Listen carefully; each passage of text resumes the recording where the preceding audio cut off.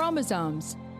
Little strands of nucleic acids and proteins are the fundamental genetic instructions that tell us who we are at birth. Most people are born with 46 chromosomes, but each year in the United States, about 6,000 people are born with an extra chromosome, making them a person with Down syndrome. If you've ever encountered someone with Down syndrome, you know that they are some of the kindest, most joyful people you will ever meet. They truly have something extra. My name is Lisa Nichols, and I have spent the last 24 years as both the CEO of Technology Partners and as the mother to Allie. Allie has something extra in every sense of the word.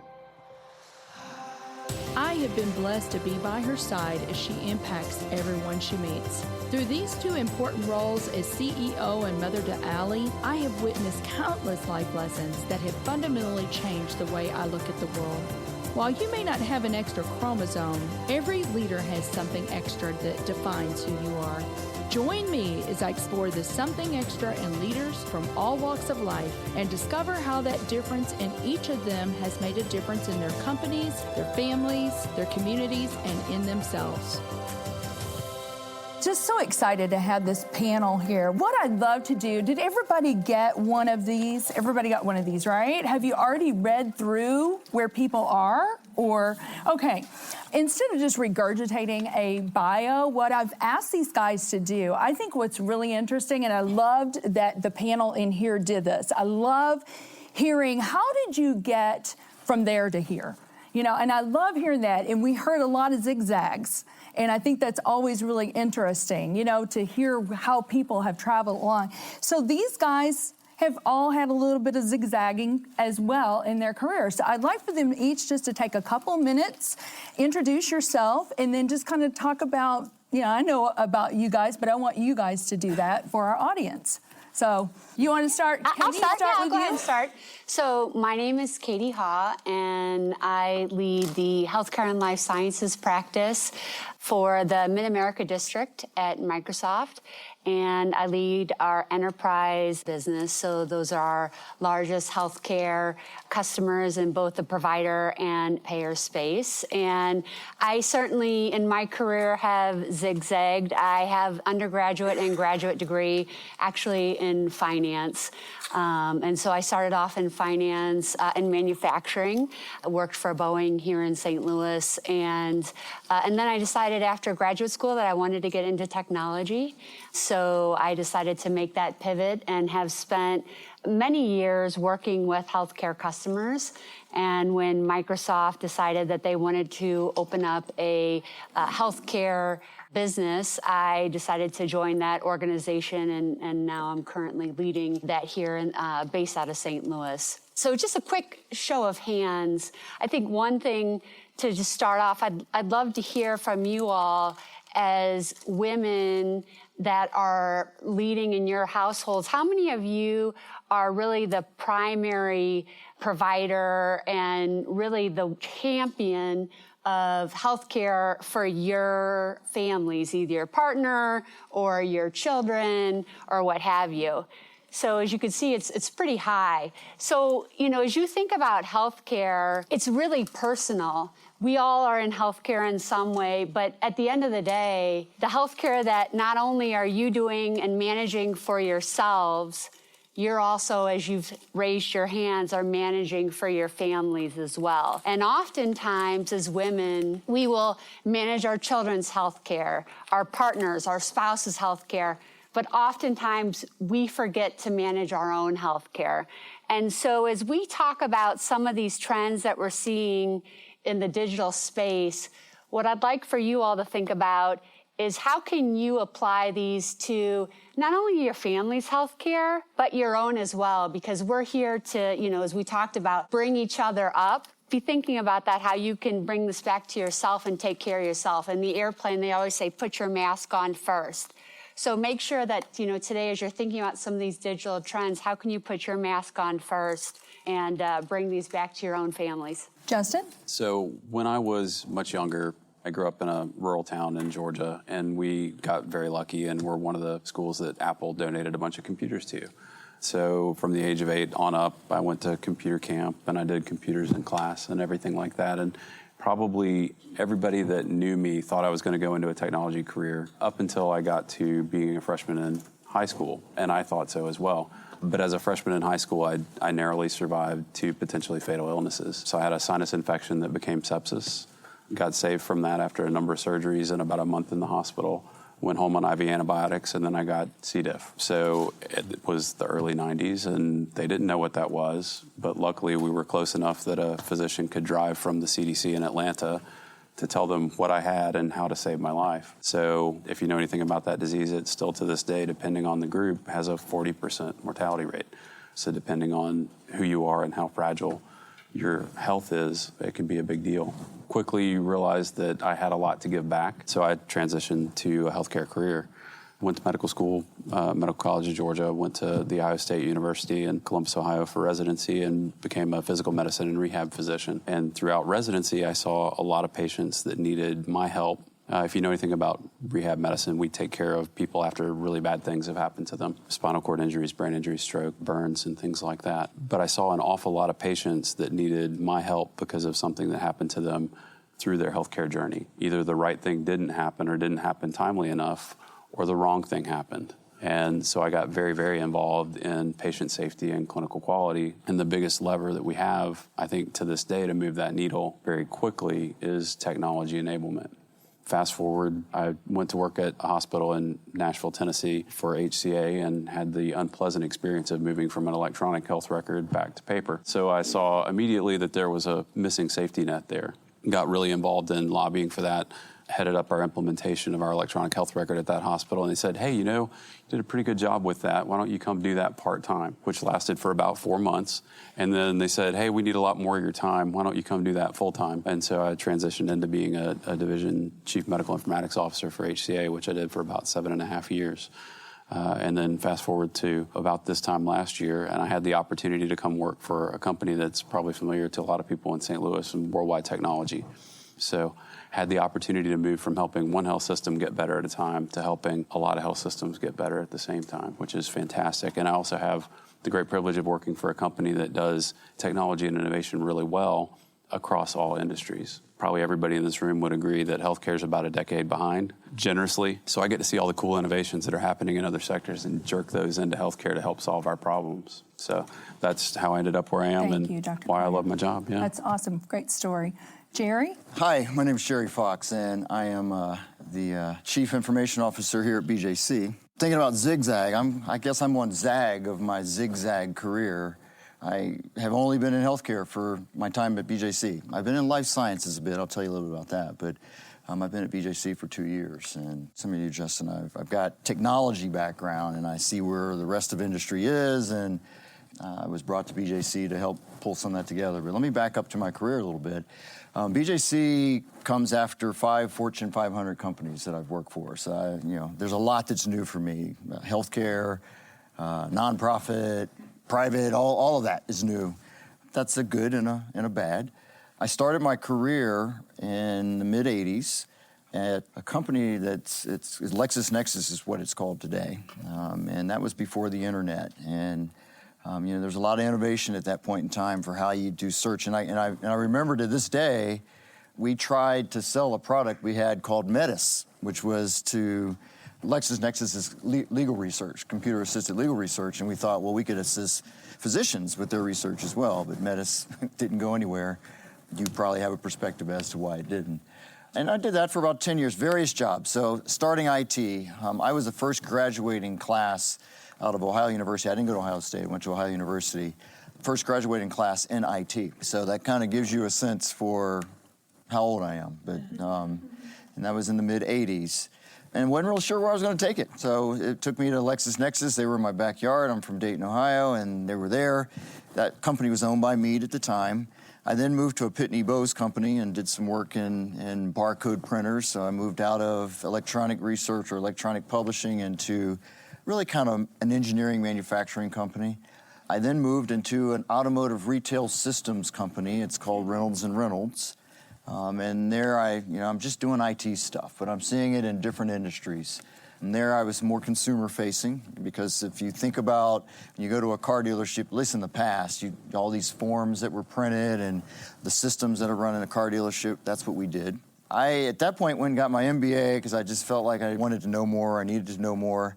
And after getting my MBA, I wanted to move on, and that's when I got into life sciences. So I moved to Cardinal Health after that.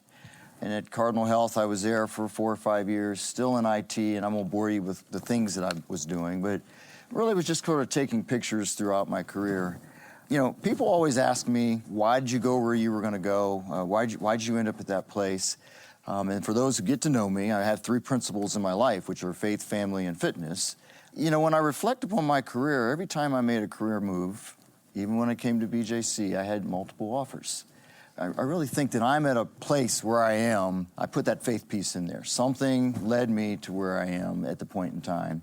And then as I look back at some of the next steps in my career and I look at why I'm here at BJC, you know, I left Cardinal Health. I went into an automotive parts company, Dana Corporation in Toledo, Ohio.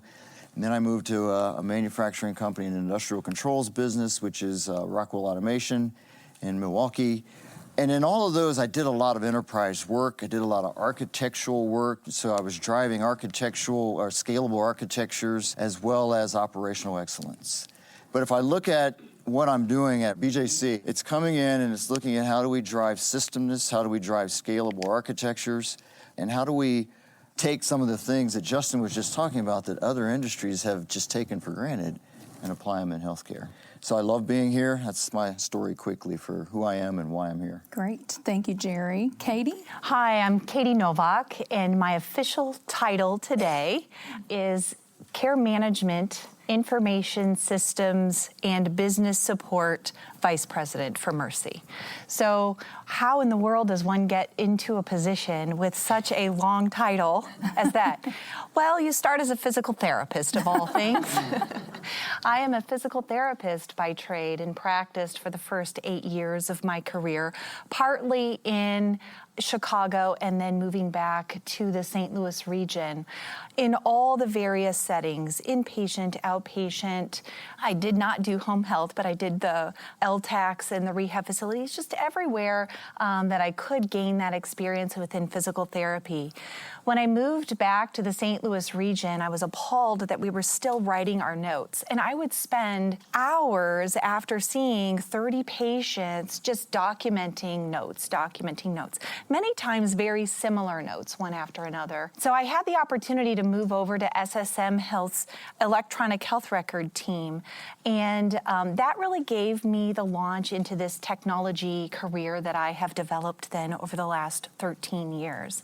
Now, I have to admit that I have been trying to get out of technology. I'm a clinician, for heaven's sakes. I've been trying to get out of technology. I say that tongue in cheek, right? You know, I thought that I would take this detour of my career for just a couple of years. I'm just going to do this for fun. I thought it would be fun to implement the electronic health record at SSM. Something different. I had practiced and saw patients every day for the first 8 years of my career. But it really has opened up many opportunities for me in so many more ways than I could imagine. Primarily for me, it has been an opportunity from a leadership perspective, to be quite honest. I do not have any sort of IT background. Again, I'm a physical therapist, I'm a clinician. I did gain an MBA somewhere along the way, but absolutely no technology background. But I am a leader, and I am someone who is willing to kind of step out of their comfort zone and lead in an area that you may not be 100% comfortable in. And you learn along the way. Clearly, I have had to be vulnerable because of my lack of knowledge in the space.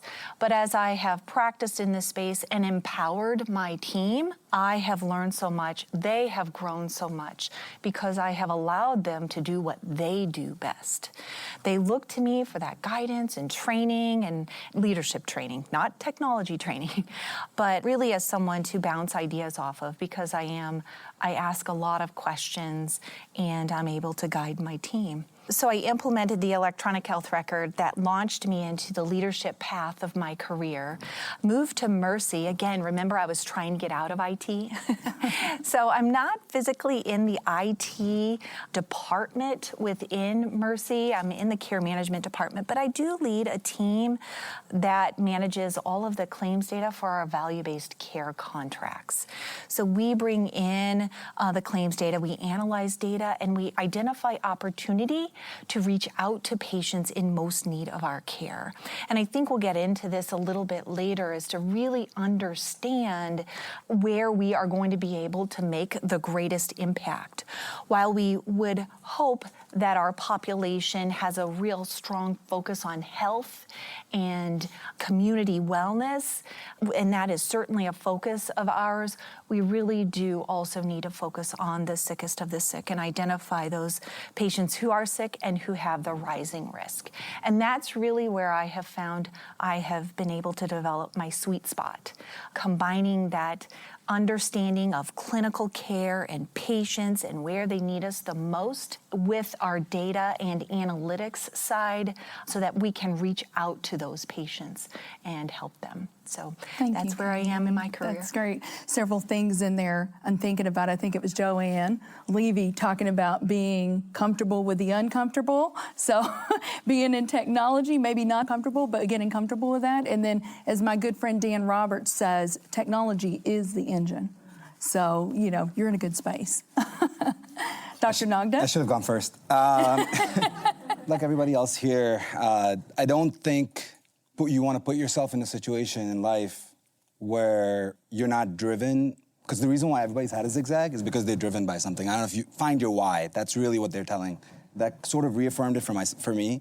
My why is actually family, and it's always been that.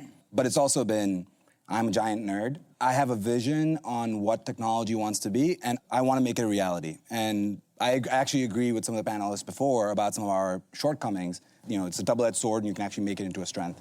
So I would challenge all of us to do that. My background, I started college at Illinois when I was 15 years old. Told you I was a nerd, unibrow and everything. And after 2 years studying electrical engineering, I had to leave because my dad had a heart attack and a stroke. And so at 17, I left the US and actually went down to Dubai, which is where my father's from, to run the family business, which I had never really been exposed to because I was based out of Chicago. And Dad would keep going back and forth every 6 months, like a lot of people that are living in both countries. And let me tell you, I wasn't very good. $30 million in loss first year. So Dad was kind of pissed. Really, we lost $16 million on September 11th. My dad had a heart attack and a stroke on September 12th. So I did that for 3 years. I was able to turn around the company. Some of the people up here might actually remember there was a tiny little company out of Baltimore that got really big, that in the textiles world got to save my father's company, which was Under Armour. So we were the only producer of Under Armour in the world for 3.5 years. And then I ended up exiting that company to Arvin, which is the largest textile firm in the world now. I then went on to work at McKinsey for a couple of years and did that to honestly do nothing, because I was literally sitting there telling them, well, I tried that, it didn't work. That was like 90% of my job. All the MBAs were running models, and I was like, I don't know about that. They didn't like me much, but I did that for a couple of years. Then there was an earthquake in Kashmir in October of 2005, which is where my mother's from. And I went to go help out because my grandmother had a spinal cord injury from the earthquake. So people who don't know about Kashmir, Kashmir is between India and Pakistan. There are two parts of Kashmir. One is the Indian part, called Jammu Kashmir, and one is the free or not so free disputed part, which is called Azad Kashmir. My grandmother's from Azad Kashmir. 34,000 people died in that earthquake, but another 30,000 people died from hypothermia and lack of access to care because nobody wanted to go out there. Just think about it, it's terrorism central there. So I went to go help out, thought I was gonna be picking up rubble, but there were these 4 Cuban surgeons that needed a translator, and so I went to go help out. After 3 months there, decided I wanted to become a doctor. So I did that. I made the awful but great decision of going back to school. And during that time, came to WashU, actually. Wanted to work with Dr. Peck, who's a very big name here and kind of changed my life, actually. When I was in undergrad, 3 of my frat brothers and I were kind of drunk and came up with an idea called Schoology. If you guys have any kids in school, yeah, I'm the founder, one of the founders. So we are in 55% of high schools in America now. 20 million users, 130 countries. Got very lucky like super lucky. You know, everybody knows the crash of 2008, 2009. 2 weeks before Lehman went down, we got dispersed cash from our first investor. That investor went bankrupt. Their investors went bankrupt. Nobody came after us. So we got free money when nobody else had any. So I had bankers bringing me coffee in the morning. It was great. So after doing that, I decided that I wanted to go back to med school because I felt like I didn't really achieve my purpose, as I said. It was really important for me to go back to med school. And I did my MD, MBA from Penn and Wharton, and then came here for residency work with Dr. Hui. He was a very big name here in ENT. Then things changed again, and I know I'm talking forever, so I'll cut it shorter. So my first year here, my dad had another heart attack when they were visiting for the weekend. This time, they had to do an emergency bypass with one of my favorite surgeons, Dr. Lawton. She was unbelievable when she was here, and now she's the head of cardiac at Hopkins. Unfortunately, it didn't take, and so he had heart failure that then ended up third year leading to cardiogenic shock, and I instantly became a caregiver and provide care for, and my mom was also diagnosed with cancer, breast cancer. And so I instantly became a caregiver for both of my parents and moved them down to St. Louis, bought a house in Town and Country, along with a lot of other people that are probably 20, 30 years older than me. But it was totally worth it. I was in residency at the time, and something very profound was said earlier today that really kind of hit me, but it's probably because it hits a nerve. I'd been doing research on things like the Da Vinci robot and other things, and I realized very quickly that the impact I would have had as an academic surgeon, which is what I wanted to do at that time, would have affected, people talk about this all the time, 20%, right? 20% is the max you can affect, because that's how much healthcare affects overall care. Social determinants of health, there's a lot of data. Kaiser, Bernard Tyson talks about this all the time, and I wanted to do something about that. And it was something so simple. We were building robotic surgery, but why haven't we talked about robotic medicine? When you're talking about telemedicine, the doctor can't do anything for you from all that way away. But the doctors, I don't know if you know this about doctors, you're probably learning right now, we like control. So them sitting passively, watching the screen, watching somebody else do the physical exam. If I'm an ear, nose, throat doc, which I am, you have a skill that you have developed over all these years. To just sit there and watch is difficult. So that's what we're building. We're building a robotics platform here in St. Louis that allows doctors to be able to treat patients wherever they live. And that's really using literally they beam into a robot and move around and do the physical exam. And we're launching in January. We already have customers. And so it's kind of our first target market is to go after people that are the most vulnerable. So people that live in senior living, people assisted living, and nursing homes. It again, hit home my parents. I had to figure out something for my dad. He has Lewy body now. So family is very, very big. And I really appreciate you saying that because I think it's a lot of us have made decisions for that. It's just how do you roll with the punches and use it to your advantage?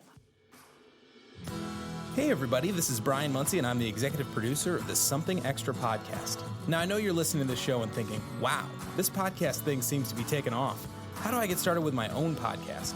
If you aren't thinking that, you should be. Podcasts are one of the most disruptive new ways to reach your audience, and businesses of all sizes are taking note. If you want to get ahead of the curve or just want to explore some ways podcasting can meet your business goals, reach out to me and email podcast@technologypartners.net. I'd love to help.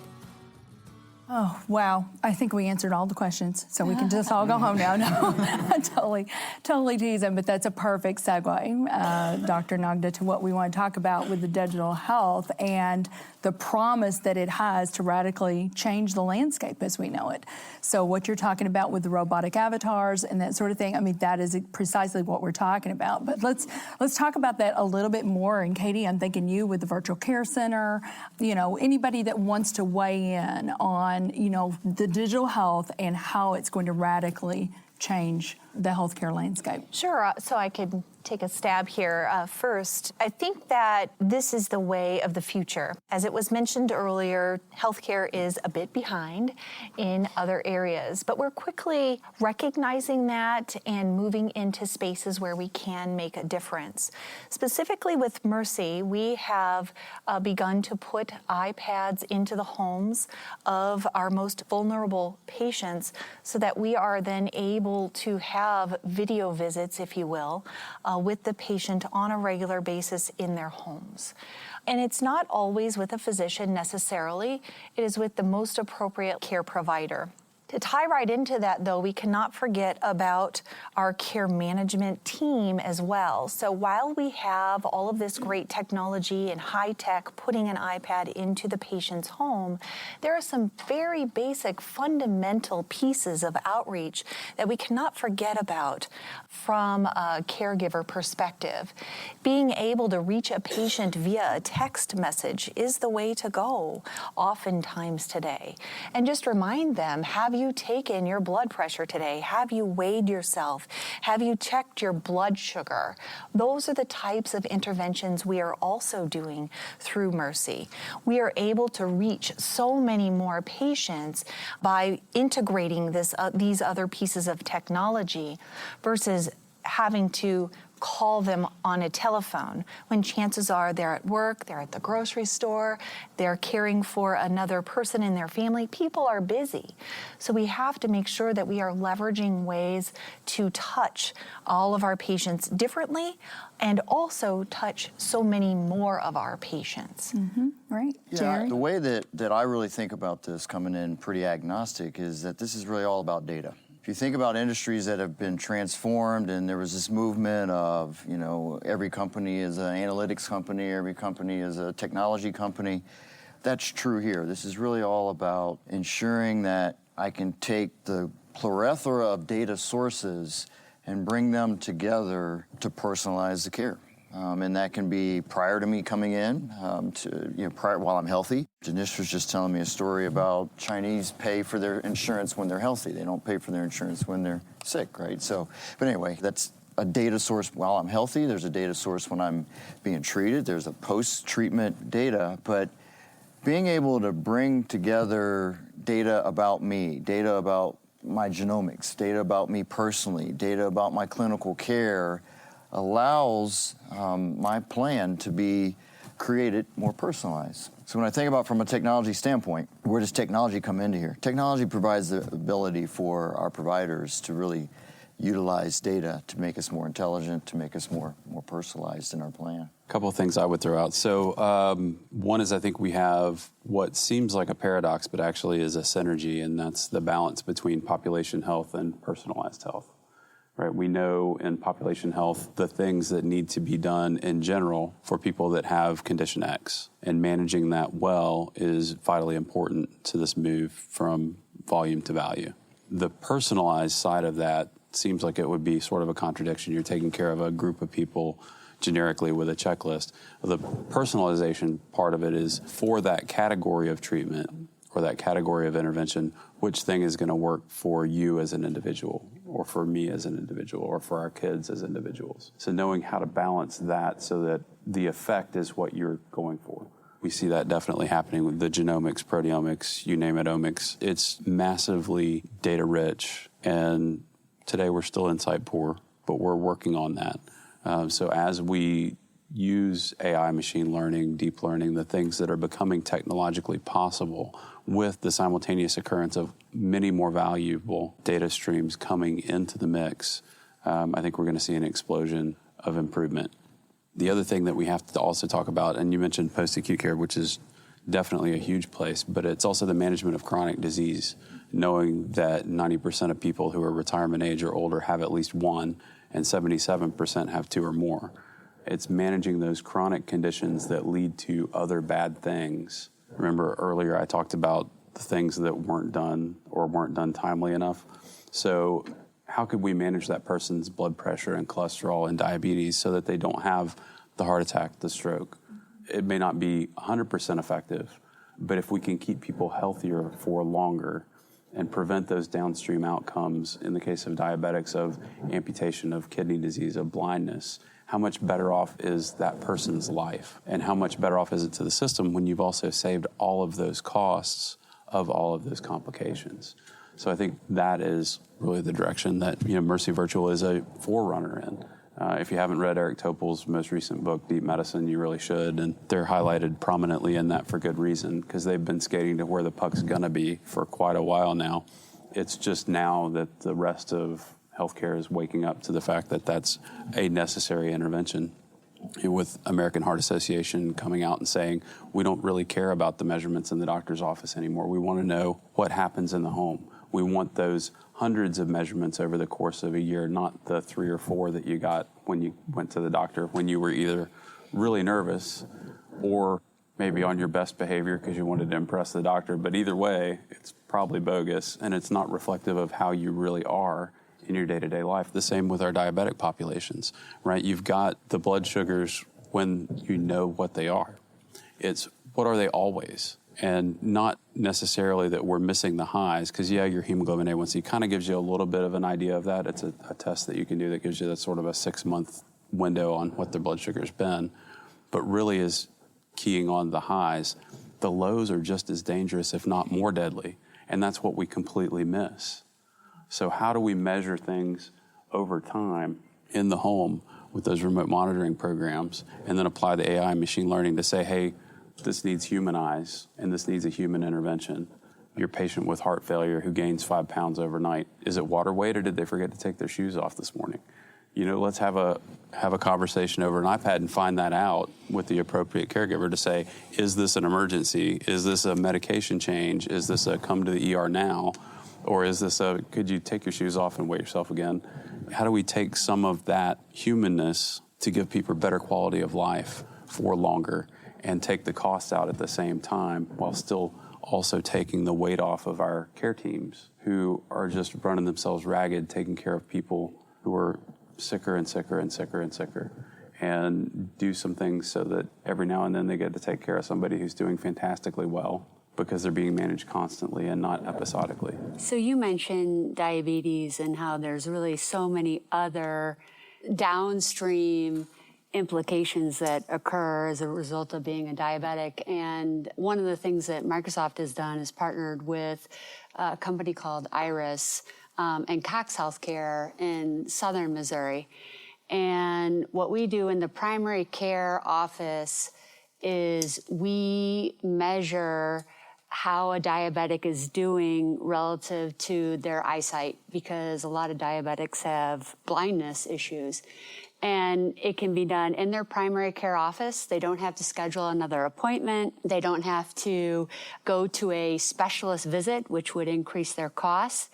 And it's done really on site as part of their annual physical. And so what we're trying to do in doing this is both reduce the cost of storage. So Microsoft is using their cloud-based Azure platform to do that. And we're doing it in reducing both the experience time for the patient so that they don't have to go and do another treatment. It's reducing their costs. It's improving the clinician's satisfaction by doing it in a primary care office. So we really feel like this is an example of just what you've described, as you talk about diabetics and, those patients who can really have a significant increase in the cost of healthcare. One other thing I just wanted to mention before I pass it along is Microsoft has really been thinking about what we call the growth mindset. There's a book out by Carol Dweck that talks about growth mindset that I would encourage you to read if you have not already. It talks about how you may not necessarily know something now, but you're working on learning it. You embrace the lifelong learning that some of our panelists spoke about earlier.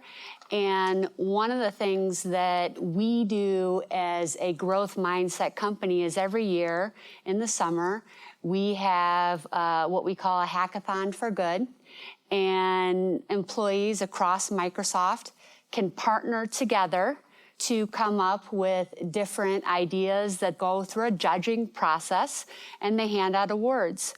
About a year or so ago, maybe 2 years, we had an individual at Microsoft who is blind. He created a Seeing AI app, and you can download it on either Android or the iPhone. And what it does is it allows blind individuals or hard of seeing individuals to be able to point their phone at either a menu or at a group of individuals or at a place that they're maybe at, and the application will tell you what it is seeing in that scene. And for individuals who don't have great sight, it really takes what we're talking about here with our digital processes and really trying to leverage our digital network and doing that in a way that would have a significant impact. So those of you that, are in our healthcare system, and maybe perhaps you have individuals who might be hard of sight, I would recommend that you perhaps take a look at it. It's a free application that you can download. And so we're really embracing that at Microsoft, learning and growing and really iterating as we think about ways to improve and get better in technology. Yeah, Dr. Nagda? So, what she just mentioned, that's thank you so much. That's actually, when I think about digital health, the challenge that we have today is that we're trying to apply telecom to healthcare. That's the honest truth. But we've done a really good job of it. If we don't do that, we're doing literally nothing to help these people in rural areas. We're doing nothing to help people that are the weakest of the weak and people that are vulnerable. But there's something uniquely different about healthcare. And I think healthcare actually, like many other times before, is going to be the place where we actually have the greatest leap forward, because you need three things. This is like, in my opinion, sort of the three things that make going from digital to physical, because there's something very physical about medicine. When I see a patient, I can't imagine having a patient come to my office and I don't touch them at any point, right? There's something very physical about it. So, the three things that they talk about is you need to know ground truth, or grounded theory is what they call it. The second one is situated agency, which is what she was talking about earlier, which is knowing the environment around you. And I will tell you, Microsoft, my sister works at Google, so please don't tell her I said this, but Microsoft is by far the best at that, in my opinion. Thank you for bringing that up, because I have a cousin who actually uses that app. I'll give you the $20 at the end. Yeah. Thank you. My fee's much higher. But the third one, which I think is what we really want to focus on, is embodiment. So remote embodiment or embodiment in general. People talk about AI. AI will be nowhere in our lives as crazy as we think AI is going to be until those three things are at least pseudo met. One last thing I was going to say is, we're actually the furthest forward in embodiment, if you think about it. Anybody have a Tesla here? You can say it if you do. Jerry? No? No, not a Tesla. But, if you have even cruise control in your car, that's some level of automation in your life. If you have a Nest, anybody have a Nest? That's some level of that same sort of, we have so many things in our lives that are already pseudo-automated, right? And we think we don't, but as he would tell you from Rockwell, there's so much that we use every single day that is already built automated. But what about interoperability and being able to transfer that information over into this area and be able to have a coordinated effort? So the key is going to be, in my opinion, it comes to responsible companies that are not trying to stop you from going next door to a different person. I think we've got to grow up as the digital health industry, and I think that's what's going to change. I think there is something great about people from different generations working together on the same purpose, because that's the only way we win. I work easily 40 hours a week outside of my normal job, and I work a lot. To that point, I think interoperability is no longer a choice. I can't believe we're spending so much money on this.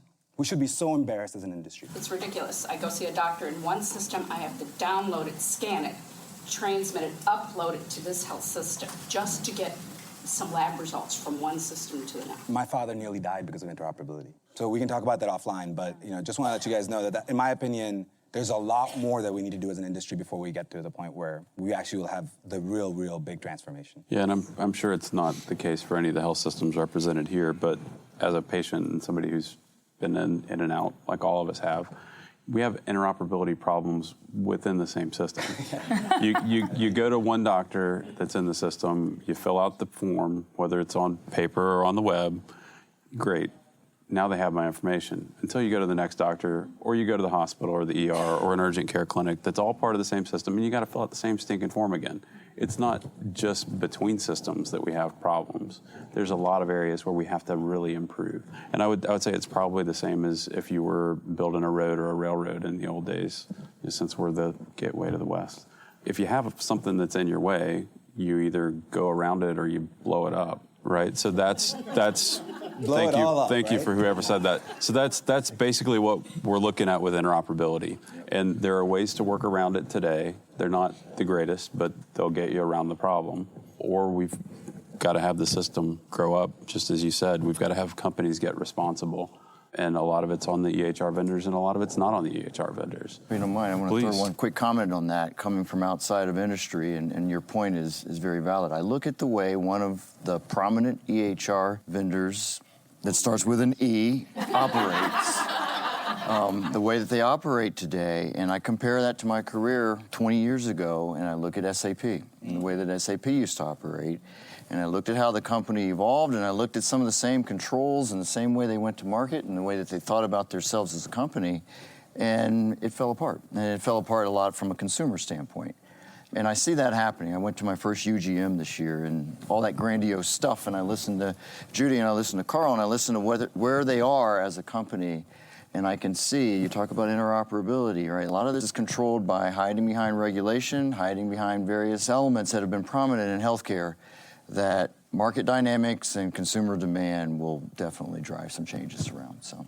Well, you guys, this has been so good, and I think we could probably sit here for another couple hours and talk, but we don't have that kind of time. Liz, do we have time for like one question maybe, or two questions? Do we have time or not really? Anybody have a burning question that they want to ask? Yes, over here. One of the reasons I think why healthcare is behind many other industries in many ways is because our consumer, right, the patient, is one of the most uninformed consumers out there. What do you believe is your company, your professional role, if you have one, to educate the consumer so that we can move healthcare forward? How do we get the consumer to be more informed about their choices, right? You know, what are the questions you're supposed to ask? What are the metrics that you look for? So what is the role of all of us on the panel to educate the consumer, the patient, more on those things? So does anybody have a comment on that? What I was going to say was, you know, a lot of the people that I talk to are caregivers. I'm in caregiver support groups. If you are a caregiver, I would really suggest that. It's a silent epidemic in this country. 1 out of 6 people so that have jobs, please, if you need help, go get it. They have saved my life, really. In the middle of residency, they saved my life. So going back to what you were saying is the only way that we can educate is if that is part of the way I always think about these things is if it's not part of your approach to even making a sale, you're not going to educate. You know, there's something called the challenger sale. The whole idea is to give them insight. The whole idea is to make them educated. And again, call me a free market person, but you know, it has to be part of the method.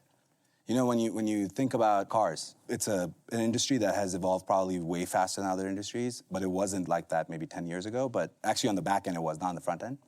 But what we're doing at Resilient, which is the name of the company, which was great because people said resilience a lot today. It made me feel good.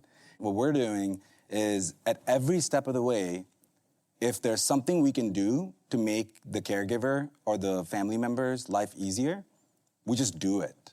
It's because, you know, we're doing things like our doctors don't have to do medical records. We're working with the payer directly, video medicine directly.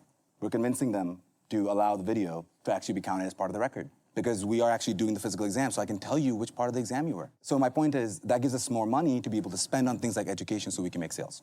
And so that's sort of the thought process. I'll just add quickly, data is the foundation of technology and healthcare. The data is there. Danish even alluded a little bit to the development of AI. So AI algorithms and engines are being driven today such that, and I love having Danish here, you claim yourself a millennial, right? So these generations are pushing us different ways. And the expectation will become, I mean, if you think about it today, when you pick up your phone to get in your car, you're almost expecting it to tell you how long it's going to take to get where you're going to go, which you never told it. It does. Right? Exactly. You're expecting to see that. That's artificial intelligence at work, but you're expecting that. So these are all feeding each other. And these AI algorithms that are coming together, the generations and consumers will drive that. The technology will feed it, and it will all evolve. The next time we do something like this, I think we need to have the next generation in the room. You know, we need to get them excited, you know, the kids that are coming up.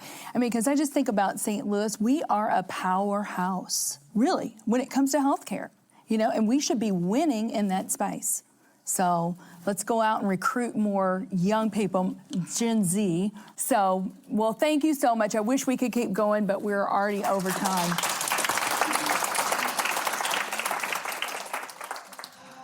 Our show today is executive produced by Brian Muncie. Our technical producer is Daniel Williams. Something Extra with Lisa Nichols is a Technology Partners production. Copyright Technology Partners, Inc., 2019.